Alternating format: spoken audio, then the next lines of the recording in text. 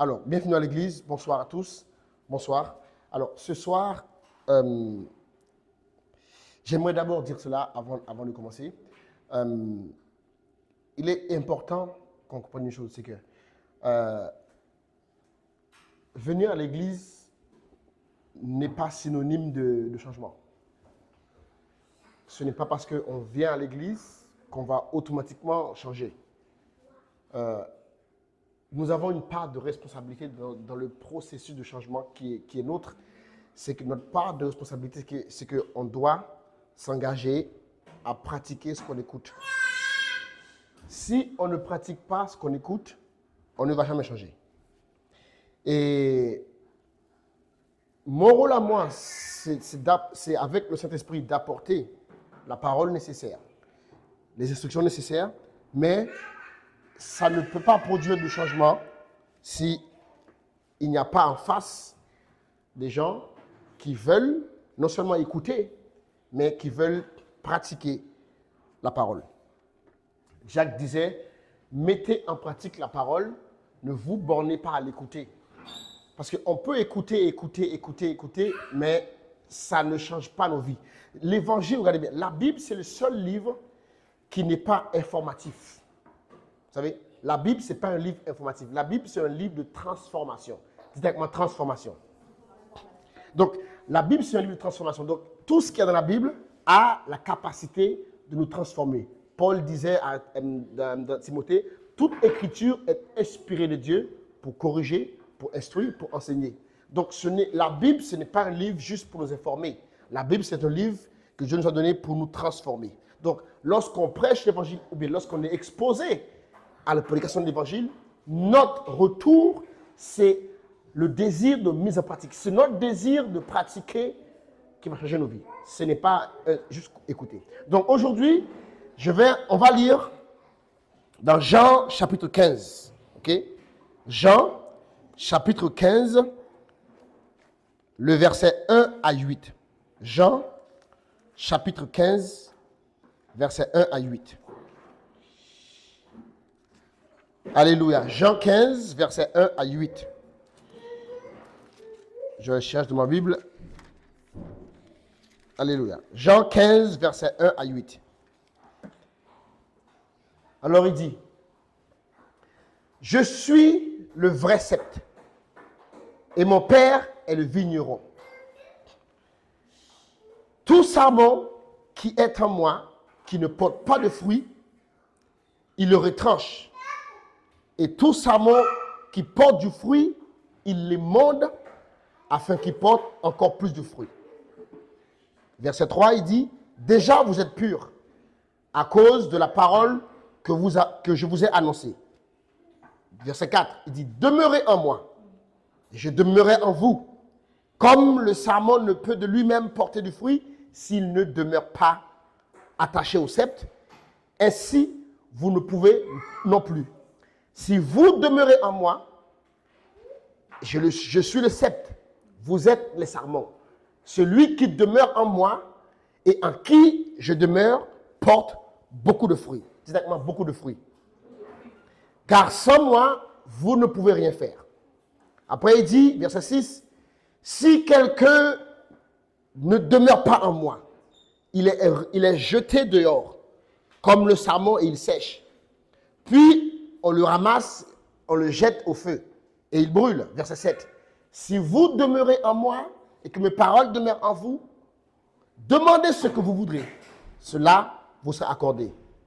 Après, il dit, si vous portez beaucoup de fruits, dites avec moi, beaucoup de fruits, c'est ainsi que mon Père sera glorifié et que vous serez mes disciples.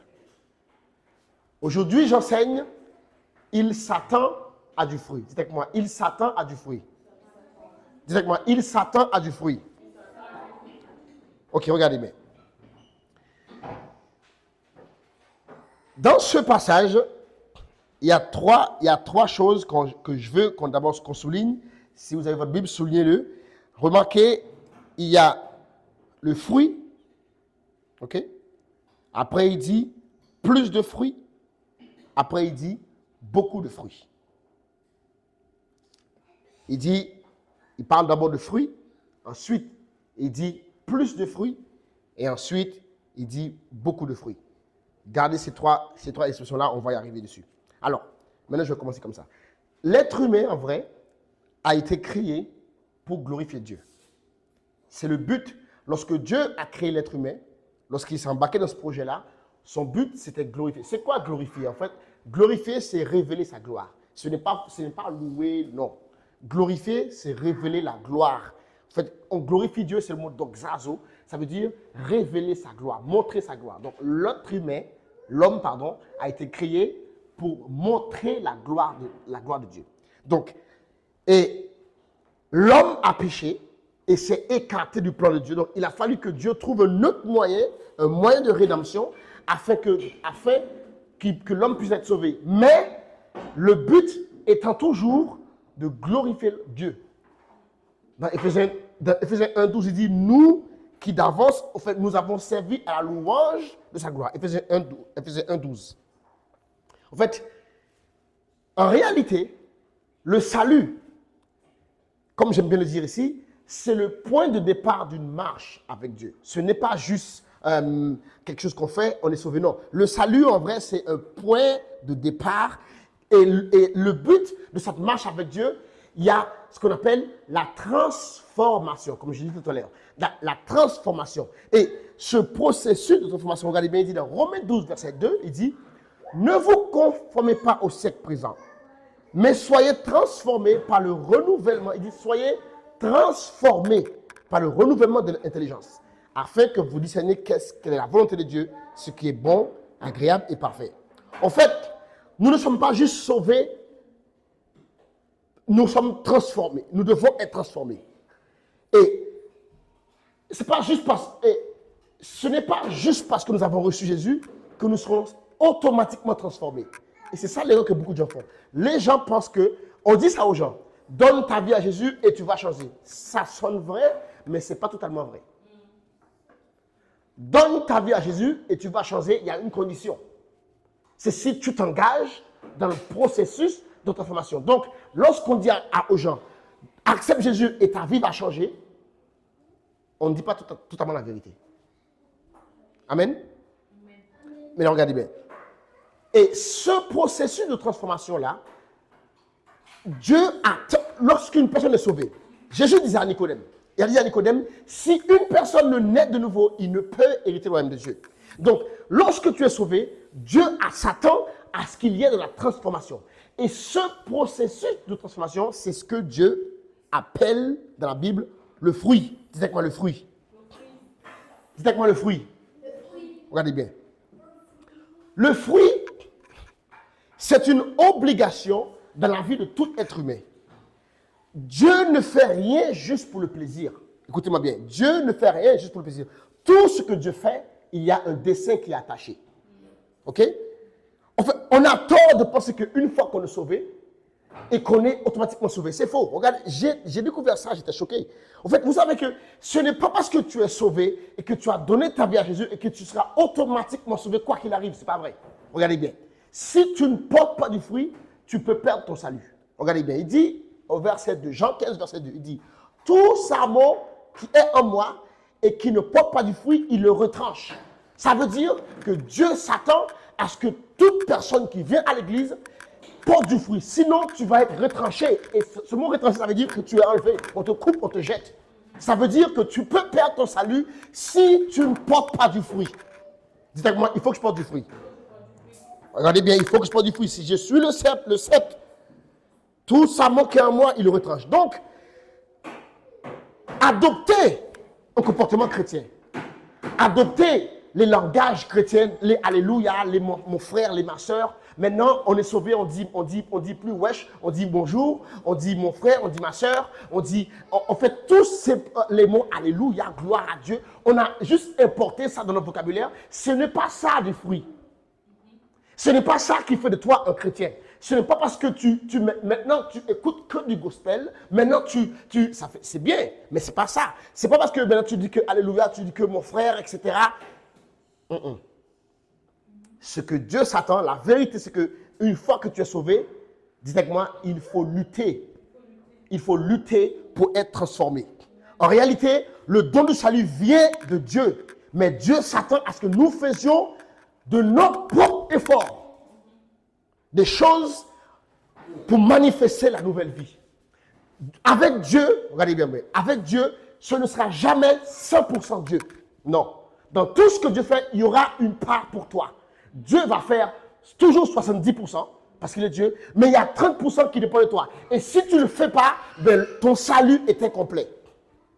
Donc, ce n'est pas parce que Dieu t'a... Le salut, c'est gratuit.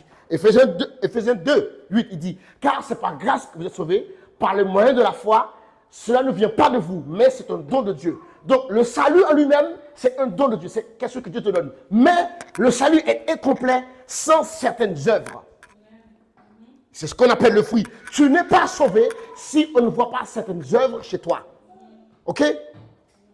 Donc, Dieu, dites avec moi, Dieu s'attend à du fruit. Il faut porter du fruit, obligé. Sinon, tu vas perdre ton salut. On va te couper de l'arbre. On va te couper de l'arbre. C'est que dans la Bible, si tu ne portes pas du fruit, il va te couper, il va te jeter. Maintenant, regardez bien. On va revenir à ce que je disais. Dans ce texte, on voit, il dit, regardez bien, Jean 15, 1. Je suis le vrai serment et mon Père est le vigneron. Verset 2. Tout sarment qui est en moi, qui ne porte pas du fruit, il est retranché et il est jeté dehors. Mais il dit, et tout ce qui est en moi, qui porte du fruit, il l'émonde, afin qu'il porte encore plus de fruits. Après, vous verrez en bas, il disait, celui qui demeure en moi porte beaucoup de fruits. Donc, il y a 3 étapes. Il y a le fruit, il y a plus de fruits, et il y a beaucoup de fruits. Dites avec moi, le fruit. Dites avec moi, le fruit. Plus de fruits. Beaucoup de fruits. Ça nous parle de 3 étapes dans la vie. Regardez-moi bien. Maintenant que je vous ai dit qu'il faut porter du fruit, maintenant il faut que je définisse pour vous c'est quoi le fruit. Parce qu'on a fait beaucoup d'erreurs. On a dit aux gens porte du fruit, porte du fruit, porte du fruit. Et ensuite les gens ont couru après n'importe quoi. Le fruit, ce n'est pas les voitures. Le fruit, ce n'est pas une maison. Le fruit, ce n'est pas beaucoup de gens. Le fruit, ce n'est pas ça le fruit. Ça, c'est les trucs qu'on a en plus. Mais souvent, on dit aux gens, oh, c'est quoi le fruit de ta foi? Si tu as fait une maison, tu n'es pas marié, non, ça, c'est des bêtises.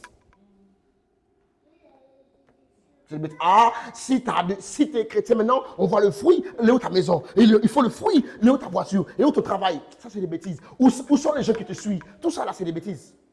Dieu m'a montré c'est quoi le fruit et je vais vous l'exposer c'est quoi. Numéro 1, il y a l'étape du fruit. Cette phase correspond à la phase de nouveau converti. Lorsque tu es nouveau converti, Dieu s'attend à ce que tu portes uniquement du fruit. Regardez bien. La nature nous enseigne un truc. Ma femme a... Vous pouvez voir, non, j'ai beaucoup d'enfants. Donc, j'ai été beaucoup à l'hôpital. Donc, j'ai été dans tous les accouchements de ma femme. Je n'ai jamais raté un accouchement.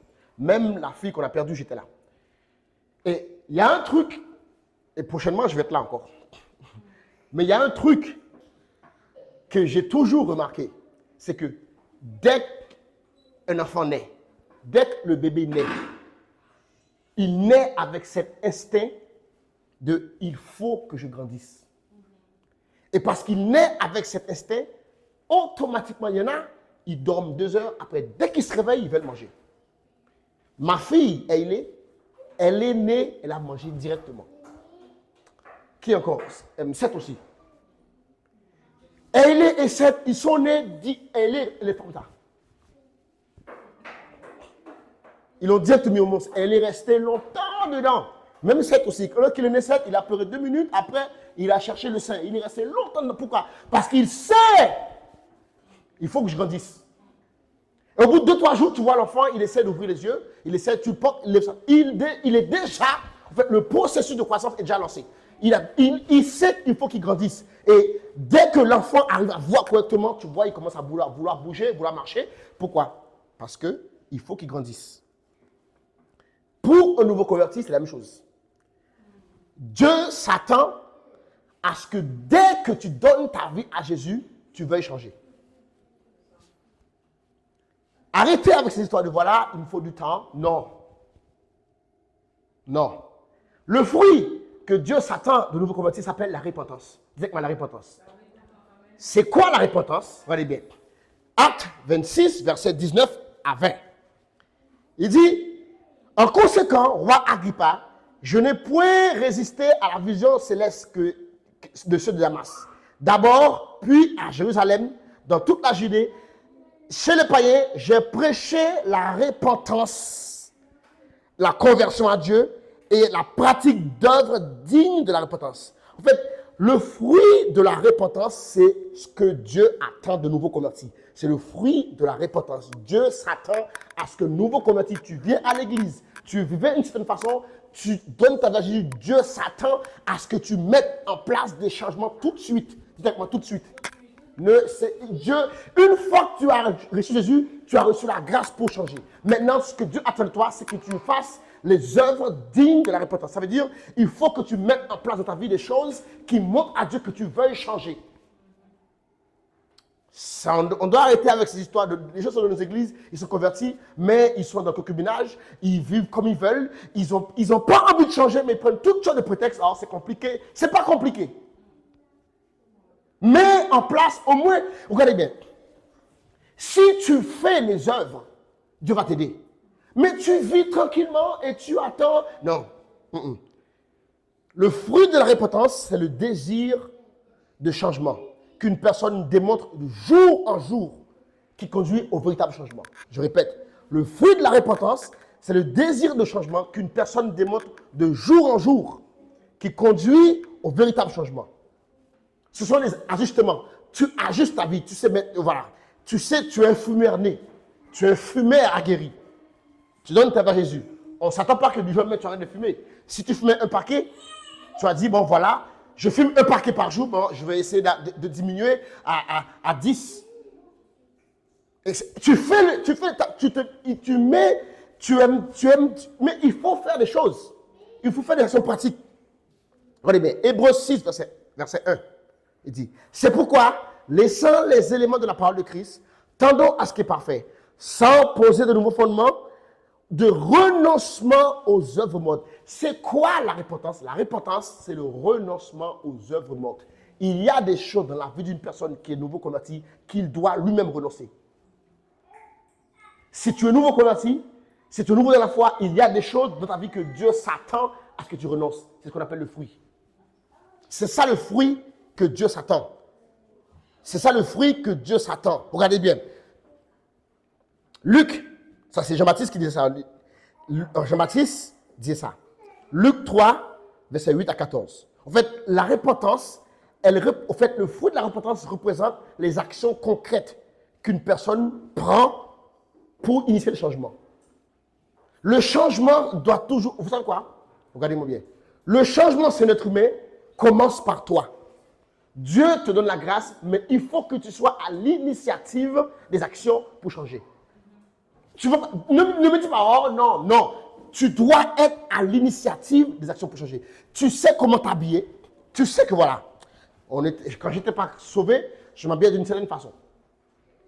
Maintenant, tu sais maintenant que quand tu es sauvé, tu es en Christ, il y a certaines parties de ton corps on ne peut plus voir. Donc, ce n'est pas le Saint-Esprit qui va venir te dire, tiens, tel habit. Tu sais.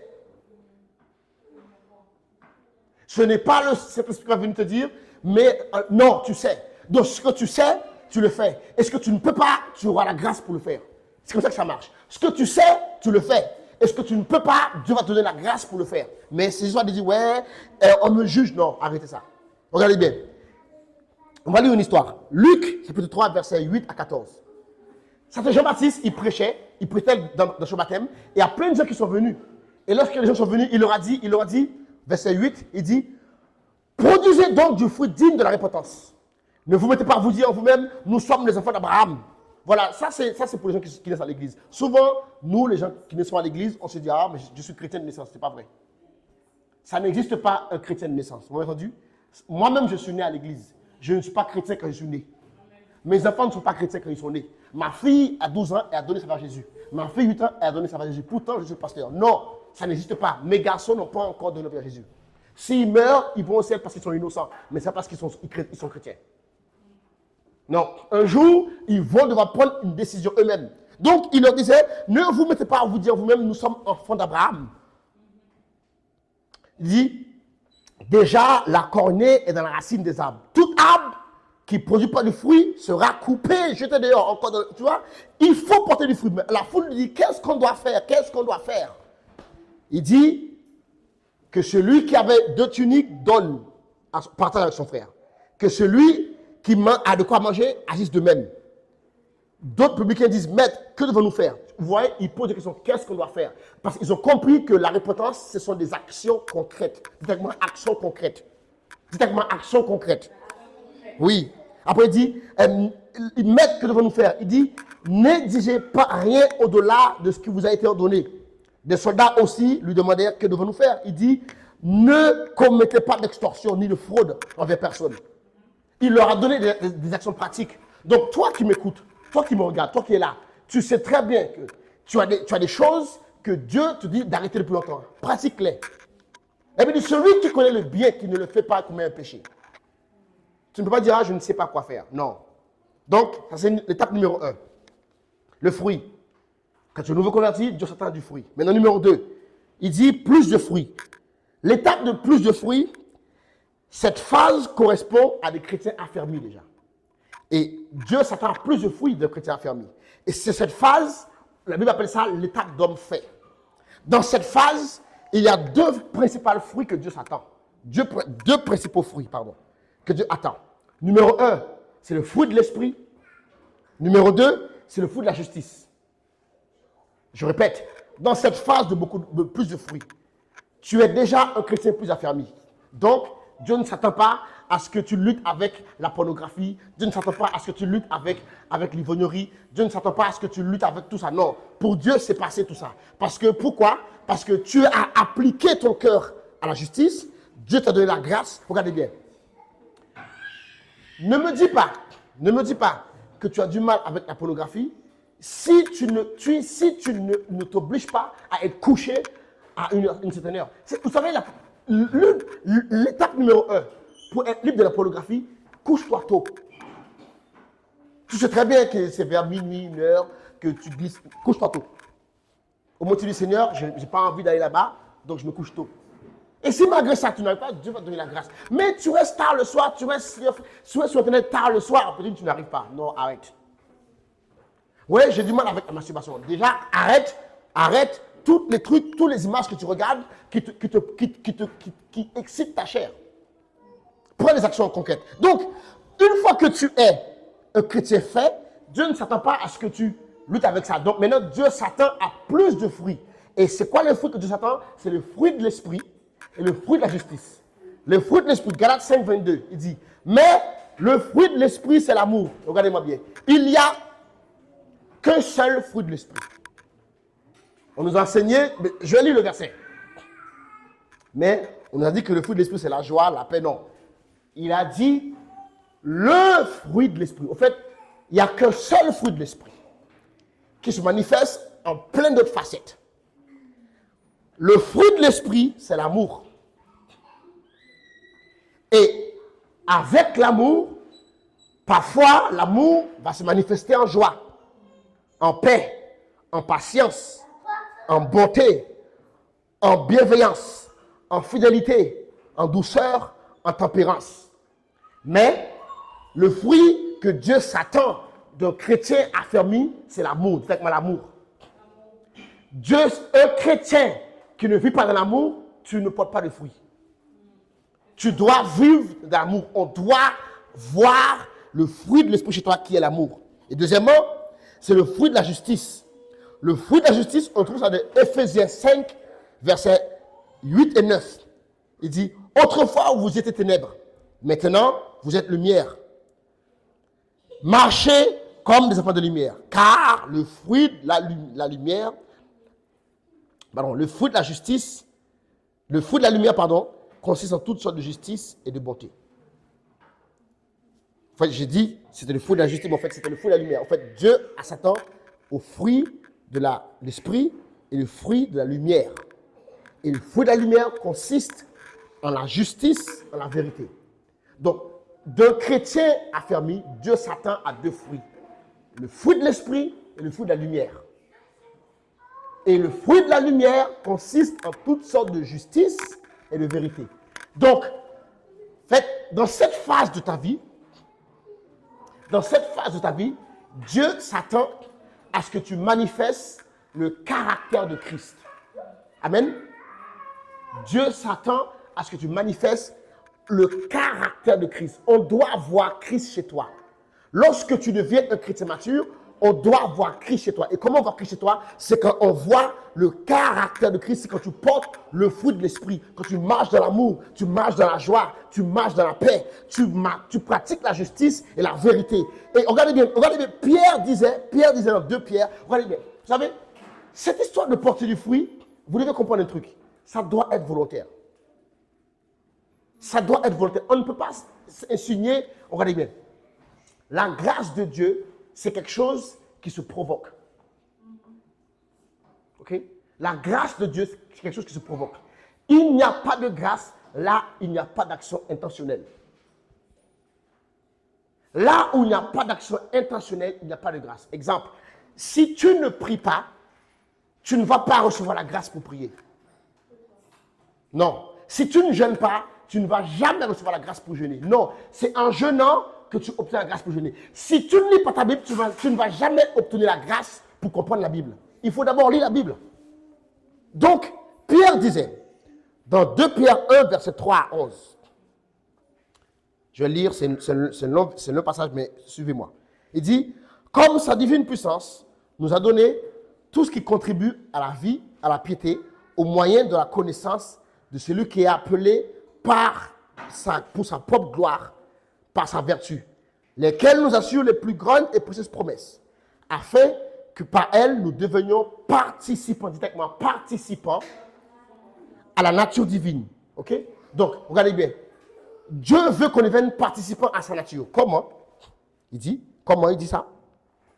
En fuyant, en fuyant la corruption qui existe dans le monde par la convoitise. À cause de cela, vous nous faites des efforts. Regardez bien. À cause de cela, faites tous vos efforts. Donc, ce n'est pas quelqu'un, c'est toi maintenant. Il dit, faites tous vos efforts pour joindre à votre foi. Ça veut dire, une fois que tu es sauvé, c'est la foi. Il dit, fais tous tes efforts pour joindre à ta foi la vertu. Ok? Rajoute encore la science. Rajoute la tempérance. À la tempérance, rajoute la patience. Tout ça, c'est toi qui vas faire. À la patience, rajoute l'amour fraternel. À l'amour fraternel, rajoute la charité. À la charité, en fait, elle dit, il faut que toi-même, tu ajoutes ces choses. Donc, ce n'est pas Dieu qui va faire que tu aimes les gens. Tu as reçu le Saint-Esprit, donc tu as la capacité d'aimer. Maintenant, c'est toi qui décides d'aimer. Ce n'est pas Dieu qui va faire que tu manifestes de la bienveillance. Non, tu as reçu le Saint-Esprit. Tu as la capacité de bienveillance. Maintenant, c'est toi de décider de pratiquer des œuvres. La Bible dit que Dieu nous a sauvés, il a préparé des bonnes œuvres afin que nous les pratiquions. Dieu a préparé les œuvres, mais c'est nous qui devons les pratiquer. C'est ça le fruit. Le fruit, c'est pas genre... Et souvent, on a fait une bêtise. Donc, on a dit les gens, fruit. Non, c'est ça le fruit.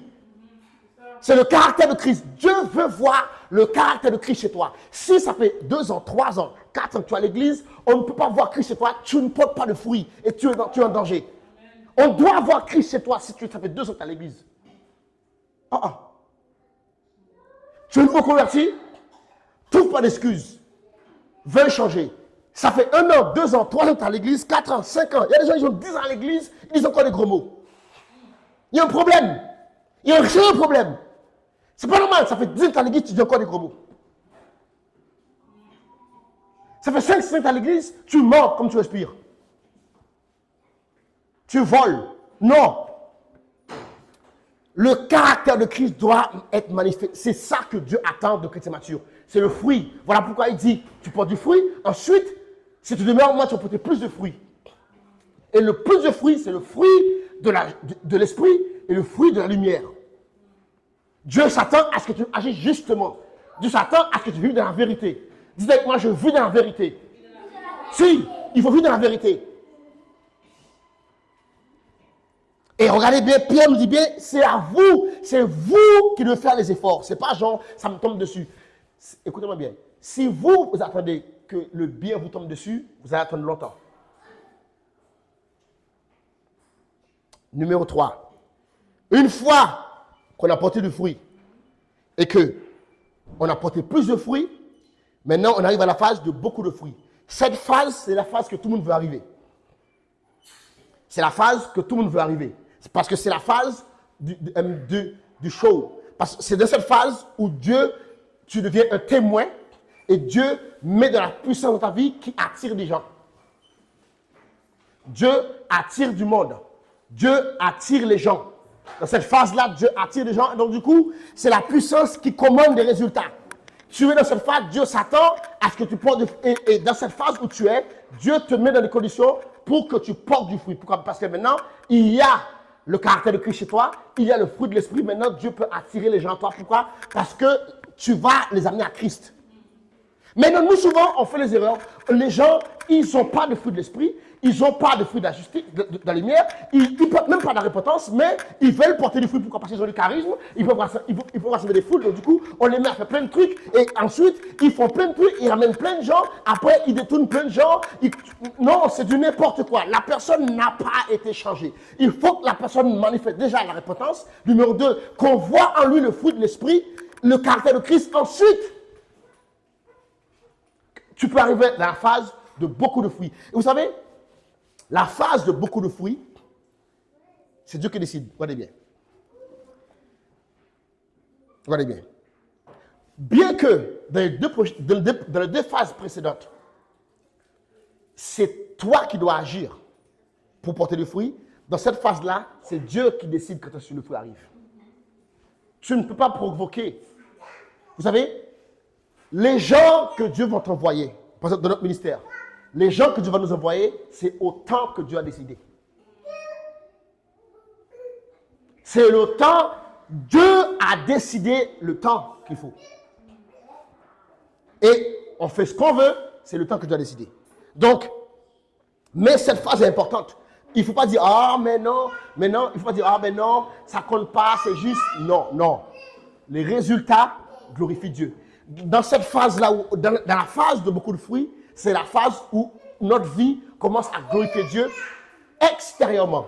Quand tu es dans la phase de plus de fruits, tu glorifies Dieu intérieurement. C'est ton caractère qui glorifie Dieu. Mais quand tu es dans la phase de beaucoup de fruits, c'est extérieurement. Les gens voient maintenant.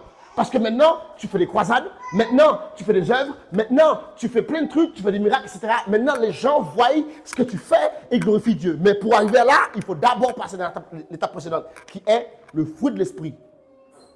Si tu ne manifestes pas le caractère de Christ, tu ne peux pas porter beaucoup de fruits. Et voilà pourquoi il a dit, si Jésus est élevé, il attirera à lui beaucoup d'hommes. Ce n'est uniquement que lorsque Jésus est élevé qu'il attire à lui beaucoup d'hommes. Mais comment Jésus est élevé? C'est si dans ta vie, on voit le caractère de Christ.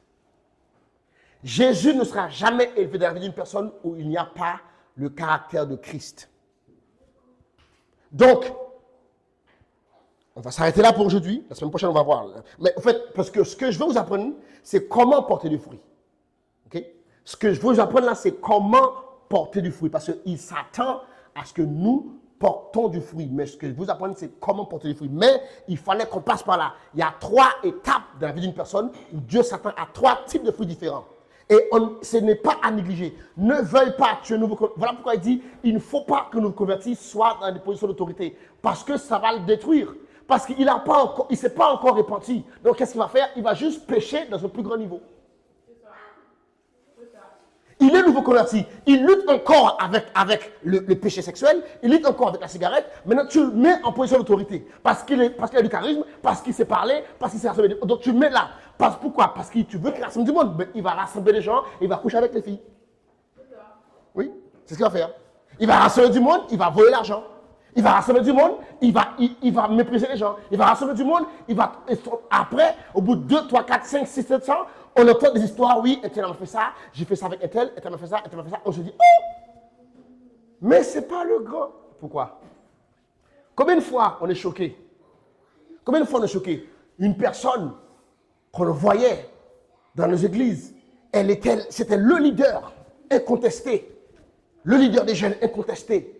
Et au bout de 3, 4, 5 ans, on découvre qu'il avait une vie secrète, qu'il faisait des choses bizarres avec les jeunes filles de l'église. Pourquoi? Parce que cette personne, elle est venue, elle n'a pas manifesté le fruit de la repentance, elle n'a pas manifesté le fruit de l'esprit, on l'a directement mis dans la phase de beaucoup de fruits. Pourquoi? Parce qu'elle s'est attirée du monde. Et le diable nous voit. Donc, lorsque tu arrives à l'église, ce que je m'attends de toi, moi, en tant que pasteur, c'est que tu manifestes le fruit de la repentance. Ok? Montre que tu veux changer. Je m'en fiche si tu sais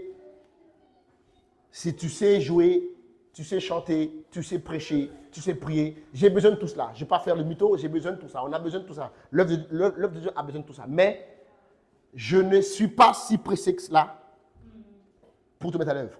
Parce que ce que je veux, c'est que tu grandisses dans la façon de Dieu. Et la façon de Dieu, c'est d'abord manifeste le fruit de la repentance. Éprouve le désir de changer. Montre à Dieu, pas à moi, c'est pas moi. Montre à Dieu que tu veux changer. Et ensuite, manifeste le fruit de l'esprit. Vis dans l'amour, vis dans la joie, vis dans la paix, vis dans la pureté. Et ensuite, tu vas voir, c'est Dieu même qui va te mettre dans une position où tu peux porter du fruit.